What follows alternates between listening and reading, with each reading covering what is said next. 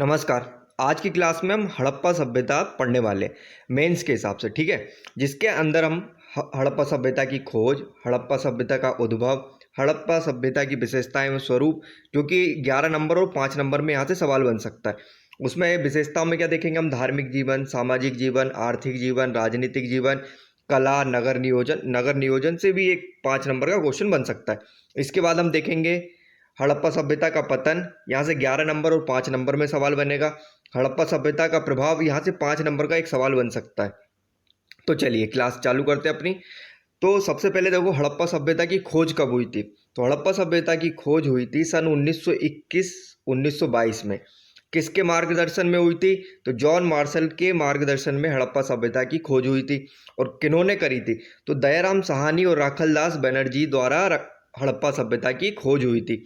इसे सिंधु घाटी सभ्यता भी कहा जाता है। और हड़प्पा सभ्यता क्यों कहते हैं? क्योंकि सबसे पहले जो शहर मिला था, हड़प्पा नगर मिला था। और हड़प्पा सभ्यता का कालखंड कब है? तो हम जितना जानते हैं 2500 ईसा पूर्व से लेकर 1750 ईसा पूर्व तक हड़प्पा सभ्यता का कालखंड था। ये भारत की प्रथम नगरीय सभ्यता थी। अब आगे देखते हैं इसका विस्तार। तो जो सिंधु घाटी सभ्यता है, इसका आकार क्या है? त्रिभुजाकार है, इस तरीके से, ठीक है। तो सबसे जो पश्चिम में शहर है सिंधु घाटी सभ्यता का, वो सुत कांगेडोर है।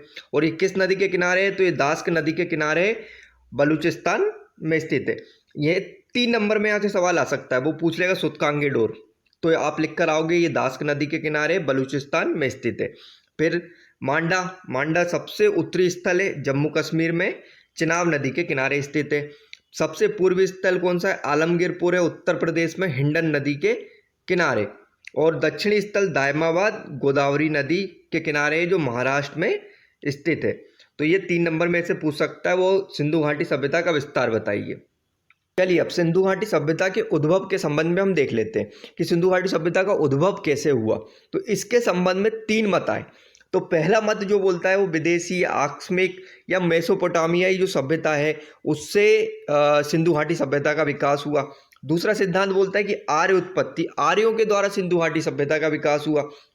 और जो तीसरा सिद्धांत है उसके अनुसार देशी कृमिक उत्पत्ति का सिद्धांत, जिस उनका कहना है कि जो भारत देश या जो अभी है सिंधु घाटी सभ्यता, वहाँ के जो लोग थे उन्होंने धीरे धीरे करके सिंधु घाटी सभ्यता का विकास करा।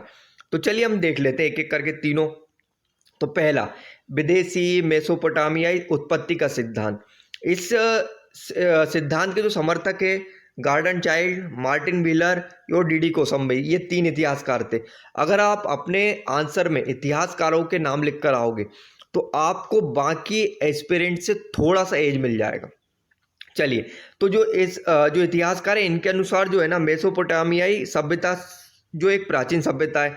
तो अतः मतलब मेसोपोटामियाई जो जनसमूह था, मतलब समझ लो ये मिस्र में था मेसोपोटामिया, तो यहाँ के कुछ लोग सिंधु घाटी में आ गए और यहाँ पर आके इन्होंने इस नई सभ्यता का विकास कर दिया भैया।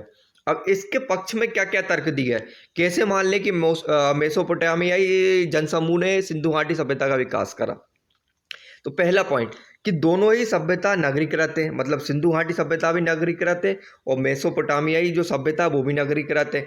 दोनों ही सभ्यता में ईंट, मोहर, अन्नागार, लिपि का प्रयोग हमें देखने को मिल रहा है। तो दोनों ही सभ्यता में गढ़ी के समान संरचना की सहतीर का प्रयोग मिल रहा है हमें देखने को।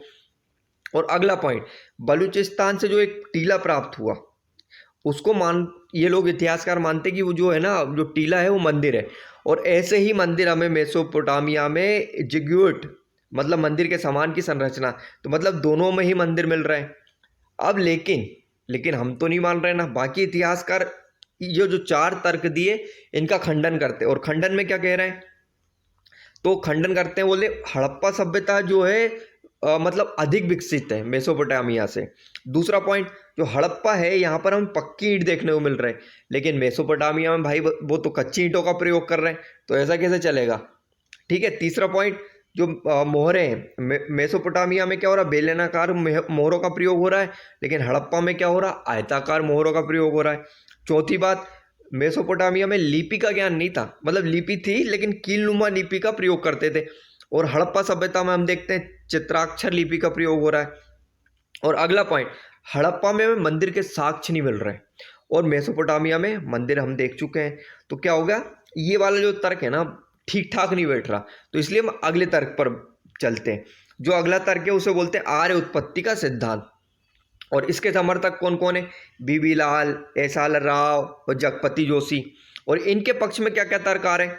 तो ये बोल रहे हैं कि जो मतलब दोनों का केंद्रीय क्षेत्र एक समान है, मतलब वैदिक का, आर्यों का और सिंधु घाटी सब जो क्षेत्र कौन सा है वो सप्तसिंधव क्षेत्र है। अगला वो पॉइंट दे रहे हैं कि भैया दोनों सभ्यता जो है ना प्रकृति की पूजा करती थी।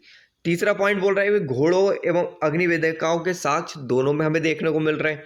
और चौथा पॉइंट, आर्यों के देवता इंद्र थे, मतलब इंद्र दुर्गों का देवता था इंद्र। और हड़प्पा में हमें देखते हैं दुर्गों का महत्व, मतलब जो हड़प्पा के जो शहर थे वो दो भागों में बटे होते थे, एक पश्चिमी टीला और एक पूर्वी टीला। और जो पश्चिमी टीला होता था वो दुर्गों से घिरा रहता था। लेकिन अब जो इतिहासकार ये तर्क दे रहे हैं इनका खंडन दूसरे इतिहासकारों ने कर दिया। वो बोल रहा है कि नवीन शोधों के अनुसार हड़प्पा सभ्यता जो केंद्रीय क्षेत्र था वो सप्तसिंधव नहीं था, वो था सरस्वती नदी घाटी। दूसरा, हड़प्पा तो भैया नगरी सभ्यता थी, लेकिन तुम्हारी वैदिक जो है वो ग्रामीण सभ्यता है, तो ये वाला तर्क भी गलत प्रतीत हो रहा है।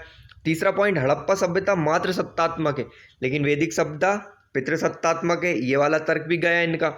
चौथा पॉइंट, वेदों में इंद्र को पुरंदर कहा गया, और पुरंदर का अर्थ क्या होता है? जो दुर्गों को तोड़ दे।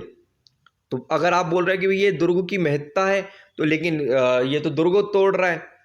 फिर पांचवा पॉइंट, आर्यों को लिपि का ज्ञान था, लेकिन वैदिक काल में हमें लिपि का ज्ञान देखने को नहीं मिलता, मतलब आर्यों को लिपि का ज्ञान नहीं था। तो इससे क्या साबित होता है कि आर्यों के द्वारा तो इसका कोई साक्ष्य नहीं है। अब अगला पॉइंट आता है देशी एवं कृमिक उत्पत्ति का सिद्धांत।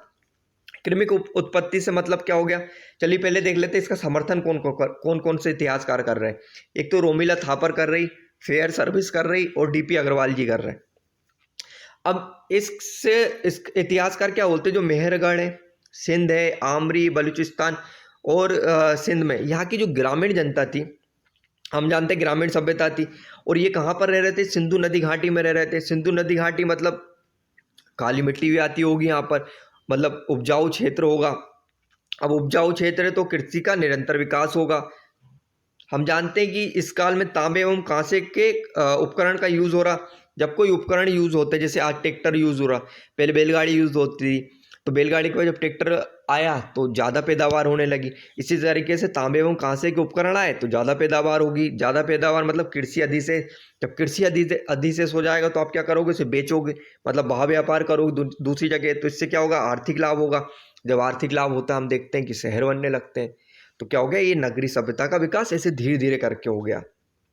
तो इससे क्या साबित हो रहा है कि जो लोकल लोग थे ना, उन्होंने धीरे धीरे करके इस सिंधु घाटी सभ्यता का विकास करा भाई। चलिए अगला पॉइंट देखते हैं, जहाँ से 5 नंबर का है या 11 नंबर का सवाल बन सकता है। तो सिंधु घाटी सभ्यता की विशेषताएं लिखी है, तो 5 नंबर और 11 नंबर में। तो विशेषताओं में हम क्या क्या देखेंगे? इनकी सामाजिक जीवन देखेंगे, धार्मिक जीवन देखेंगे, आर्थिक जीवन, राजनीतिक जीवन देखेंगे, संस्कृति और एवं कला, और सबसे प्रमुख नगर नियोजन। तो हम सबसे पहले देखने वाले हैं सिंधु घाटी सभ्यता का सामाजिक जीवन। चलिए तो सिंधु घाटी सभ्यता के सामाजिक जीवन देखते हैं। तो पहला पॉइंट है, ये समता मूलक समाज था। समता मूलक समाज मतलब कि जो सिंधु घाटी सभ्यता के लोगों में छुआछूत, जाति प्रथा हमें देखने को नहीं मिलती है, जो अब कि आज की समाज में हमें देखने को मिल रहा है। दूसरा पॉइंट ये बहुप्रजाति समाज था। बहुप्रजाति समाज कैसे? कि इसमें प्रोटो ऑस्ट्रेलाइड जो मतलब, फिर दूसरा मंगोलियन और भूमध्य सागरीय, ये प्रजाति हमें देखने को मिलती है। तो क्या होगा? बहुप्रजाति है।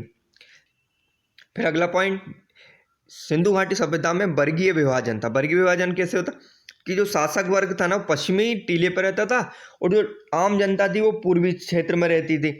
तो इस तरीके से क्या वर्ग विभाजन हो गया। फिर अगला पॉइंट देखते हैं कि सिंधु घाटी सभ्यता जो थी मात्र सत्तात्मक समाज था। मात्र सत्तात्मक समाज था। और फिर इसी में क्या होता है कि हम जो सिंधु घाटी सभ्यता है हम देखते हैं इनमें बाल विवाह नहीं है, पर्दा प्रथा नहीं है, इस तरीके की प्रथाएं इनमें नहीं थी। फिर अगला पॉइंट जो आता है उपयोगितावादी समाज था। उपयोगितावादी समाज मतलब कि फालतू की चीज़ों का यूज़ नहीं करते थे वो लोग, कि जैसे आज हो रहा है ना कि हमें गाड़ी की ज़रूरत नहीं, लेकिन हमने एक गाड़ी खरीद ली फिर उसके बाद दूसरी गाड़ी खरीद ली। तो इस तरीके से उनमें नहीं था। जिस चीज़ की ज़रूरत है वो चीज़ वो घर में रखेंगे, एक्स्ट्रा चीज़ नहीं रखते। फिर अगला है सुशिक्षित समाज था, पढ़े लिखे लोग थे। कैसे जानते हम कि लिपि का ज्ञान था। फिर उनको माप तोल की जो 16 के मानक में उनके माप बाट वगैरह बना रखे थे, तो क्या हो गया, सुशिक्षित समाज था। और अगला पॉइंट है शांति प्रिय समाज। सिंधु घाटी सभ्यता में हमें हथियार, तलवार, भाले वगैरह हमें देखने को नहीं मिलते, तो इससे मान के चलते हैं कि ये शांति प्रिय समाज था। तो हमने कितने पॉइंट देख ली, 1 2 3 4 5 6 और 7। 5 नंबर में आपके पास बहुत कम लाइन रहेगी, तो इसी तरीके से आप 7 पॉइंट लिखेंगे। एक्स्ट्रा एक्स्ट्रा ज्ञान और एक्स्ट्रा पढ़ के मत जाना, क्योंकि आप उसको अप्लाई नहीं कर पाओगे, कम टाइम में अधिक लिखना पड़ेगा। चलिए निष्कर्ष देख लेते हैं। वर्तमान समाज में व्याप्त छुआछूत, जाति भेद, लिंग भेद, प्रजाति हिंसा जैसी बुराई हमें सिंधु घाटी सभ्यता में देखने को नहीं मिलती। इस तरह जो वर्तमान समाज ये जो सिंधु घाटी समाज है, समता मूलक समाज का आदर्श प्रस्तुत करता है कि हम उन लोगों से ये चीज़ सीख सकते हैं। चलिए आगे देखते हैं हम धार्मिक जीवन। तो सिंधु घाटी सभ्यता जो है वहाँ पे मातृ देवी की पूजा हमें देखने को मिलती है। अब इस निष्कर्ष पे कैसे पहुंच गया कि मातृ देवी, क्योंकि वहाँ से जितनी मूर्तियाँ मिली है अधिकतर मातृ देवी की मिली है। हड़प्पा से प्राप्त एक जो मूर्ति है उसकी स्त्री के गर्भ से एक पौधा मतलब निकल रहा है, तो इससे मान सकते हैं मातृ देवी की पूजा है। फिर दूसरा हमने देखा था कि मोहनजोदड़ो से हमें पशुपति शिव की एक मूर्ति मिल रही, तो पशुपति शिव की पूजा करते थे वो लोग। फिर तीसरा पॉइंट, वो लौकिक सभ्यता में विश्वास करते थे, पारलोक में विश्वास नहीं, जो है बस यहीं पर है ये देख लो। फिर चौथा पॉइंट, ये लोग जल पूजा करते थे, जो हम आज भी करते हैं, गंगा नदी हो गई, नर्मदा नदी हो गई, तमाम नदियों की पूजा। फिर हमें सिंधु घाटी सभ्यता से अग्नि वेदिका के साक्ष्य प्राप्त होते हैं, और अग्नि वेदिका के साक्ष्य कहाँ कहाँ से मिले थे, कालीबंगा और लोथल से। जो अब अग्नि वेदिका अगर आपसे पूछेगा वर्तमान में हमें सिंधु घाटी सभ्यता के क्या क्या प्रभाव देखने को मिलते, तो अग्नि वेदिका भी हमें देखने को मिल रही, जल पूजा में देखने को मिलती, पाशुपति शिव की पूजा में देखने को मिलती, मातृ देवी की पूजा भी आज हो रही है। पेत्रवाद में क्या हो गया कि ये जो चीज़ हमें देखने को नहीं मिल रही उसमें वो पेत्रवाद मानते थे, जो कि आज भी है, जिसमें मतलब बुरी चीज़ों से बचने के लिए पेत्रवाद हो गया, मतलब बचते हैं हम। फिर पीपल, नीम, बबूल, इस तरीके के तमाम वृक्षों की वो लोग पूजा करते थे। फिर स्वास्तिक जो है सिंधु घाटी सभ्यता की देन है, हमने वहीं से सिंधु घाटी सभ्यता से क्या हुआ, स्वास्तिक लिया है। तो हमने कितने पॉइंट देखे, 1 2 3 4 5 6 7 8, इस तरीके से आप लिख के आओगे, और इसी तरीके से आप जितने हो सके मतलब डायग्राम वगैरह बना देना। स्वास्तिक हो गया। अब हम देख लेते हैं सिंधु घाटी सभ्यता का आर्थिक जीवन, वो कैसे पैसे कमाते थे, पैसे नहीं थे सब, लेकिन वो कैसे अपने जीवन जी रहे थे। तो पहला होता कृषि। तो कृषि में क्या होता था, कृषि उनकी बहुत विकसित थी। हमने देख लिया था कांसा और तांबे के उपकरण आ गए थे, तो क्या हो गया, कृषि अधिशेष था। जुते हुए खेत के साक्ष्य हमें कालीबंगा से देखने को मिल रहे हैं, और हल के साक्ष्य बनावली से देखने को मिलते हैं। तो विकसित थी कृषि ले दे के, इनकी बात इतनी। दूसरा पॉइंट इनका क्या था, ये पशुपालन करते थे। पशुपालन में क्या हो गया, कुबड़ वाला बैल, भैंस, बकरी, इस तरीके की चीजें। अब इनका वाणिज्य व्यापार, तीसरा पॉइंट होता वाणिज्य व्यापार का। तो वाणिज्य व्यापार इनका क्या था, एक तो आंतरिक करता था मतलब भारत के अंदर, और दूसरा बाहर में क्या हो गया, मेसोपोटामिया और अफगानिस्तान, ये 2 तरीके की। और इधर आंतरिक में क्या हो गया, महाराष्ट्र, बंगाल, यहाँ से वो करते थे। फिर चौथा पॉइंट, व्यापार संतुलन हड़प्पा के पक्ष में था।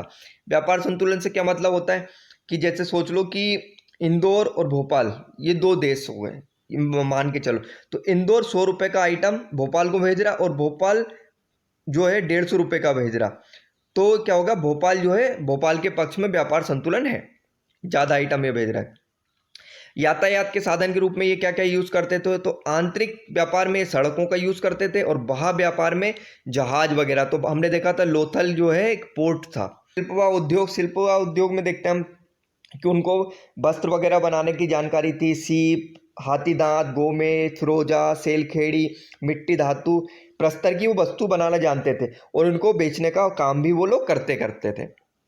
फिर इन लोगों में वस्तु विनिमय प्रणाली पाई जाती थी। वस्तु विनिमय प्रणाली का मतलब हो गया कि आप मुझे मटका दो, मैं तुम्हें 2 किलो गेहूं दूंगा, इस तरीके की चीज़ें। तो ये हो गया, हमने क्या क्या देखा आर्थिक जीवन में। पहला देखा कृषि, ये लोग कृषि प्रधान थे। दूसरा ये पशुपालन करते थे। वाणिज्य व्यापार था इनका, बाह्य और आंतरिक दोनों था। व्यापार संतुलन सिंधु घाटी सभ्यता के पक्ष में था। शिल्प व उद्योग भी ये लोग जानते थे। इनकी आर्थिक जीवन में वस्तु विनिमय प्रणाली थी, और यातायात के साधन के रूप में ये लोग मतलब सड़कों का, और वहाँ अगर व्यापार करते थे तो जहाज का प्रयोग करते थे। निष्कर्ष में आप क्या लिख कर आओगे कि ये सिंधु घाटी सभ्यता आर्थिक संपन्न थी, और इनकी आर्थिक संपन्नता का मुख्य आधार क्या था? कृषि थी, पशुपालन और वाणिज्य व्यापार था। और इसी वाणिज्य व्यापार के आगे चल के हम देखते हैं कि नगरीय सभ्यता सिंधु घाटी बन जाती है। अब ये देख लेते सिंधु घाटी का राजनीतिक जीवन कैसा था।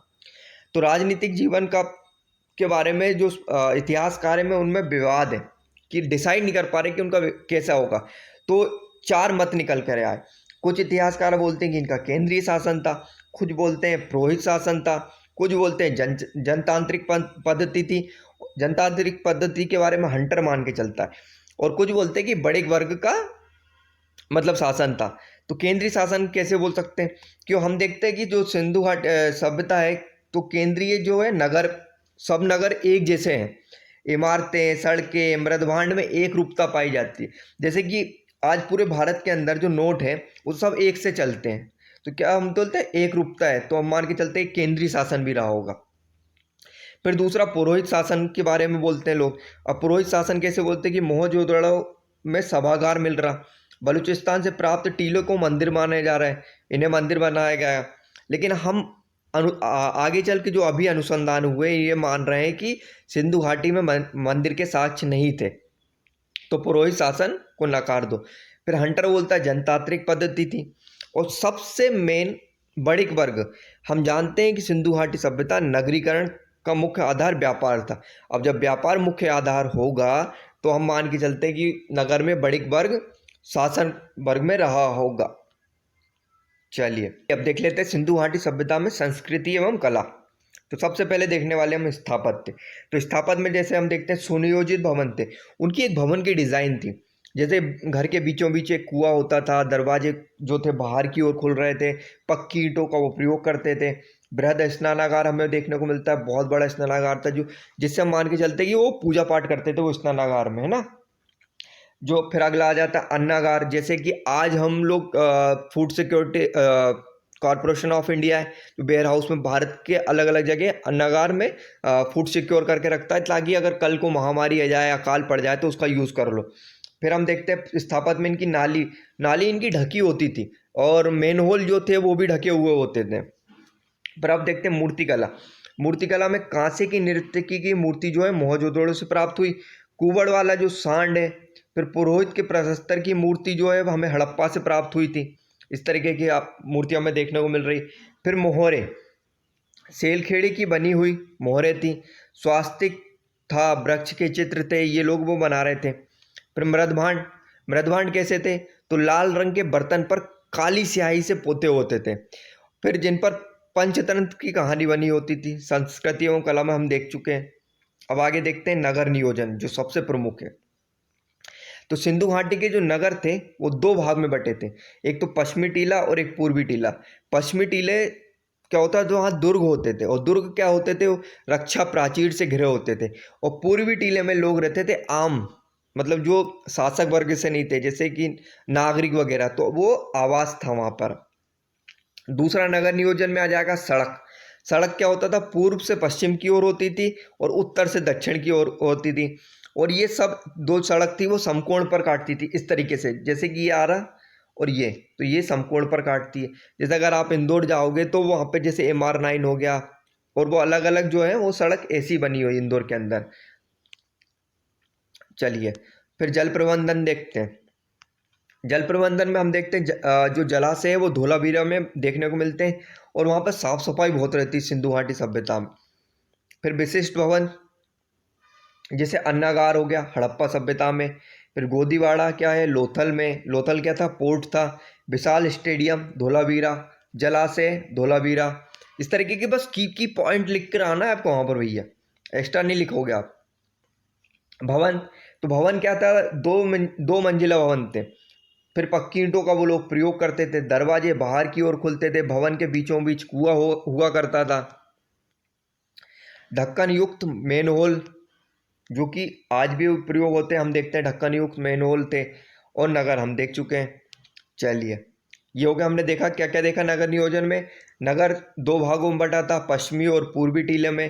फिर सड़क के बारे में देखा, सड़क जो समकोण पर काटती थी, पूर्व से पश्चिम और उत्तर से दक्षिण की और हुआ करती थी, प्राय कच्ची सड़क होती थी। जल प्रबंधन हम देखने को मिलता है नगर नियोजन में, साफ सफाई, जो कि अगर अब जैसे कि फिर निष्कर्ष में क्या लिख के आओगे, वर्तमान स्वच्छ भारत के समक्ष जल प्रबंधन, साफ सफाई, ढक्कन युक्त मेनहोल या में समक्ष वर्तमान समाज के समक्ष आदर्श प्रस्तुत करते हैं। अब देखते हैं हमारा हड़प्पा सभ्यता का पतन। इतनी विकसित सभ्यता थी, फिर वो खत्म कैसे हो गई भैया? आगे चल के हम देखते हैं हड़प्पा सभ्यता के बाद वैदिक सभ्यता आई, वो ग्रामीण सभ्यता थी, तो कुछ ना कुछ तो हुआ होगा। तो इसके बारे में दो मत हैं, एक तो है आकस्मिक पतन, मतलब अचानक से सभ्यता खत्म हो गई, और दूसरा क्रमिक पतन। तो आकस्मिक पतन में क्या होता है, पहला बोला उन्हें आर्य आक्रमण हो गया, दूसरा बाढ़, नदी मार्ग परिवर्तन। तो बाढ़ के बारे में जॉन मार्शल बोलते हैं, नदी मार्ग परिवर्तन के बारे में माधव स्वरूप वत्स बोलते हैं, जल की कमी डीपी अग्रवाल, और विवर्तनीय विक्षोभ। तो सबसे पहले हम देखने वाले आर्य आक्रमण। तो आर्य आक्रमण का समर्थन करते हैं गार्डन चाइल्ड और मार्टिन व्हीलर। तो जो ऋग्वेद में इंद्र को पुरंदर कहा गया, मतलब दुर्गों को नष्ट करने वाला। तो हम मान सकते हैं, जो हमने देखा था सिंधु घाटी सभ्यता में दुर्गों का महत्व था, तो जो आगे चल के आर्य आने वाले हैं उन्होंने शायद वो दुर्ग पूरे समाप्त कर दिए। फिर ऐसे एक साक्ष्य मिलता है कि मोहनजोदड़ो से प्राप्त 38 नर कंकाल मिले, तो हम मान रहे हैं कि शायद वो किसी ने उनको ख़त्म कर दिया हो। लेकिन आगे चल के जो खोज हुई उनमें मिला कि यहाँ पर जो जो 38 नर का काल है वो अलग अलग काल टाइम पीरियड के हैं। तो ये आर्य आक्रमण वाली थ्योरी उनकी क्या हो गई, गलत हो गई। सिंधु घाटी सभ्यता में बाढ़ से भी खत्म हो सकती कि बाढ़ आई हो और वो पूरे के पूरे जो नगर एक बार में खत्म हो गए। दूसरा था नदी मार्ग परिवर्तन। हम जानते हैं कि सिंधु घाटी सभ्यता जो है नगर के किनारे बसी। अब यहाँ पर जैसे ये नगर है, ये नगर है, ये नगर है, अब इस नदी ने ये सा मार्ग बदल लिया भैया, तो क्या होगा, ये सारे के सारे क्या हो गया, खत्म हो गए। फिर एक जो थ्योरी उन्होंने दी, जल की कमी के कारण खत्म हो गए। हम जानते हैं कि कृषि है, तो कृषि क्या होगा, जल पर डिपेंड करती। अब जल खत्म तो नगर खत्म। चलिए, फिर भूकंप विवर्तनीय विक्षोभ, शायद भूकंप आया हो और प्लेट विवर्तन की थ्योरी के द्वारा भूकंप वगैरह कुछ आया हो, तो वो पूरे के पूरे नगर एक बार में खत्म हो गए। अब आगे देखते हैं क्रमिक पतन का सिद्धांत, जिसका समर्थन करा फेयर सर्विस ने। तो क्या हुआ, जब नगर बड़े होते चले गए तो वन संसाधन जो थे उनका अति दोहन हुआ, बहुत सारे वृक्ष काट दिए गए। तो इससे क्या हो गया, असंतुलन हो गया। जब असंतुलन होगा तो वर्षा की क्या हो जाएगी, कमी। वर्षा की कमी हो जाएगी तो जल की कमी हो जाएगी।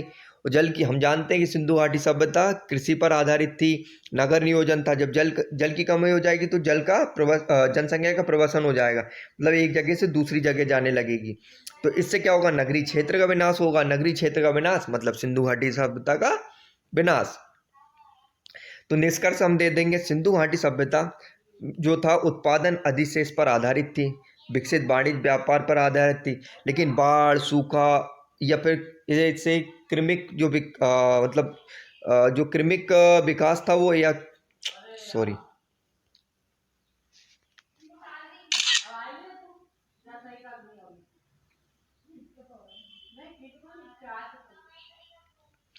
निष्कर्ष हम देख लेते हैं। अब सिंधु घाटी सभ्यता हम जानते हैं कि उत्पादन अधिशेष पर आधारित थी, विकसित वाणिज्य व्यापार पर ये आधारित थे। लेकिन अगर सोच लो बाढ़, सूखा, इसी तरीके की कोई कार्य हो, मतलब कुछ आपदा आ गई, तो उसके क्रमिक रूप से धीरे धीरे करके वो सभ्यता समाप्त हो गई, है ना। देख लेते सिंधु घाटी सभ्यता का प्रभाव या जो वर्तमान समाज को उसने देखे गए। तो जो नगर योजनाएं, हम जानते हैं कि आज भी जो समकोण पर काटती सड़क हो गई, डिज़ाइन मकान हो गए, 2 मंजिला मकान हो गए, दरवाजे हो गए, इस तरीके की चीज़ें कहाँ से आई, तो सिंधु घाटी सभ्यता से नहीं। फिर समतामूलक समाज, जो आर्टिकल 17 या फिर मूल अधिकार हो गए, अस्पृश्यता का अंत करा, वो उसके समतामूलक समाज के देन भारत को वहाँ से मिल गई। धार्मिक प्रभाव वर्तमान समाज में क्या हो गया, स्वास्तिक, ब्रज पूजा, लिंग पूजा, योग, प्रेतवाद, इस तरह की चीज़ें सिंधु घाटी सभ्यता ने हमें दी। फिर कला, कला में कांसा निर्माण पद्धति जो हमने देखा था, मूर्ति देखने को मिल रही। आगे चल के चोल काल में जो मूर्ति बनी वो कहाँ से बनी, सिंधु घाटी सभ्यता की देन है। फिर विशाल अन्नागार, जो वर्तमान में हम देख रहे थे फूड कॉरपोरेशन ऑफ इंडिया बड़े बड़े अन्नागार बनाता है, जो मतलब अनाजों को विषम परिस्थिति के लिए सुरक्षित रखता है। फिर सिंधु घाटी सभ्यता शांति प्रिय समाज था, वहाँ पर हमें हथियार वगैरह देखने को नहीं मिलते। तो ये जो सारी चीज़ें जो हमें आज भी सीखने को मिल रही है। तो दोस्तों उम्मीद है मैंने अच्छा पढ़ाया होगा। अगर आपको ये वीडियो अच्छी लगी तो प्लीज़ सब्सक्राइब और लाइक करते हुए जाइए। धन्यवाद।